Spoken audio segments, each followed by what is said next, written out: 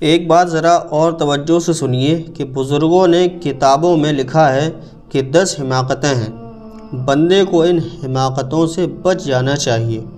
10 باتیں بے وقوفی کی نشانیاں ہیں، ان بے وقوفیوں سے بچنے کی ضرورت ہے اگر گھر اچھا اور آباد کرنا ہے۔ سب سے پہلی بات تو یہ ہے کہ ایک بندہ نیکی تو کرے نہیں مگر جنت کی امید رکھے۔ فرماتے تھے کہ یہ بے وقوفی کی علامت ہے۔ توجہ فرمائیے، کیا فرماتے تھے کہ ایک آدمی نیکی تو کرے نہیں اور جنت کی امید رکھے، یہ بے وقوفی کی علامت ہے۔ دوسری بات یہ ہے کہ ایک آدمی خود بے وفا ہو اور دوسروں سے وفا کی امید رکھے۔ فرماتے تھے یہ بے وقوفوں کی علامت ہے۔ تیسری بات یہ کہ ایک آدمی کی طبیعت میں سستی ہو اور وہ چاہے کہ میری خواہشیں پوری ہو جائیں۔ فرماتے تھے یہ بے وقوفوں کی علامت ہے۔ سست آدمی کی خواہش کبھی پوری نہیں ہوتی، اپنی خواہشوں کو پورا کرنے کے لیے کام کرنا پڑتا ہے۔ فرماتے تھے کہ بندوں کی طبیعت میں سستی ہو اور دل میں امید رکھے کہ میری خواہشات اور میرے آبجیکٹو پورے ہو جائیں تو یہ بے وقوفی کی علامت ہے۔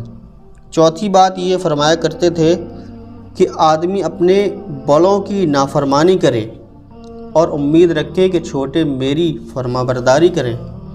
فرماتے تھے یہ بے وقوفوں کی علامت ہے۔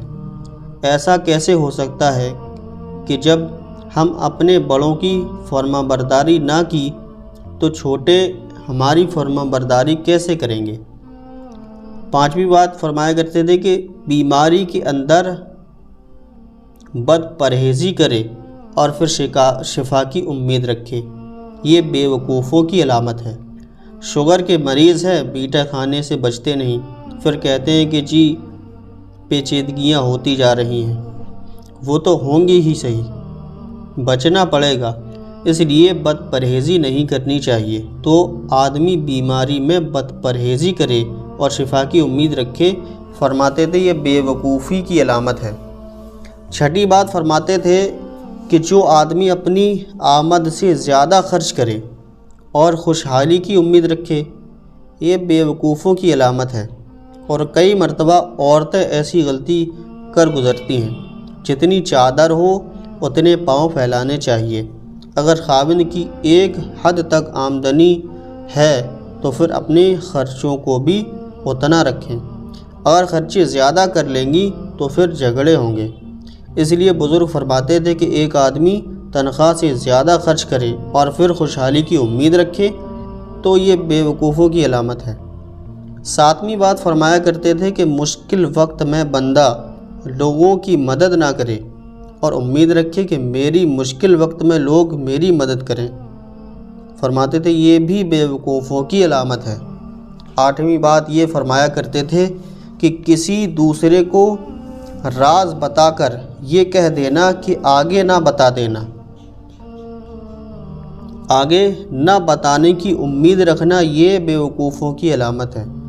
اور عام طور پر یہ بات زیادہ دیکھی گئی ہے کہ عورتیں ایسی باتیں جو دوسروں کو نہیں بتانا چاہتی وہ اس کو کہتی ہیں کہ اچھا میں نے تو تمہیں بتا دیا، آگے نہ بتانا۔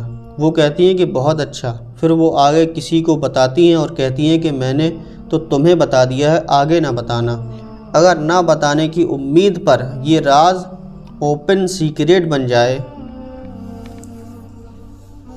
اور عورتیں اس عادت میں اکثر ملوث دیکھی گئی ہیں، دل میں بات رکھ نہیں سکتی، ذرا اسی بات میں اپنا سب کچھ بتا دیں گی، جو پیٹ میں لیے پھریں گی وہ بھی بتا دیں گی۔ لہٰذا اس بات کا خیال رکھنا چاہیے کہ راز راز ہوتا ہے۔ مجالس کے اندر جو باتیں ہوتی ہیں وہ امانت ہوتی ہیں، اگر دوسرے بندے نے اس کو پسند نہیں کیا تو یہ باتیں دوسرے کے سامنے نہیں کہنی چاہیے، مگر وہ باتیں جو شریعت کے حدود کے اندر ہوں، باہر کی بات کبھی سوچے بھی نہیں۔ لہٰذا ایک بندہ دوسرے کو راز بتا دے اور امید رکھے کہ یہ آگے راز نہیں بتائے گا تو فرماتے یہ بے وقوفوں کی علامت ہے۔ نویں بات فرمایا کرتے تھے کہ تو 2-4 دفعہ گناہ کر کے پھر اسے چھوڑنے کی امید رکھنا یہ بیوقوفوں کی علامت ہے۔ اگر نوجوان ایسے ہی کرتے ہیں، دل کہتا ہے کہ اچھا یہ گناہ 1 دفعہ کر لیتا ہوں پھر چھوڑ دوں گا، تو جب یہ امید بن گئی کہ 2-4 دفعہ گناہ کر کے پھر چھوڑ دیں گے، یہ بیوقوفوں کی علامت ہے۔ گناہ جب کر لیا جائے تو عادت پڑ جاتی ہے، پھر انسان گناہ سے بچ نہیں سکتا، اس لیے 2-4 دفعہ بھی نہیں کرنا چاہیے۔ تو یہ تو باتیں بیوقوفی کی علامت ہیں۔ آپ سوچ سکتے ہیں کہ 10ویں بات جس کو ہمارے بزرگوں نے بیوقوفوں کی علامت کہا وہ بھلا کیا ہو سکتی ہے؟ ذرا اپنے ذہن میں سوچیے تو صحیح، مگر بتا دیتا ہوں۔ ہمارے بزرگوں نے فرمایا کہ جو خاوند بیوی سے روزانہ جھگڑا کرے اور پھر سکون سے رہنے کی امید رکھے، فرماتے تھے یہ بیوقوفی کی علامت ہے۔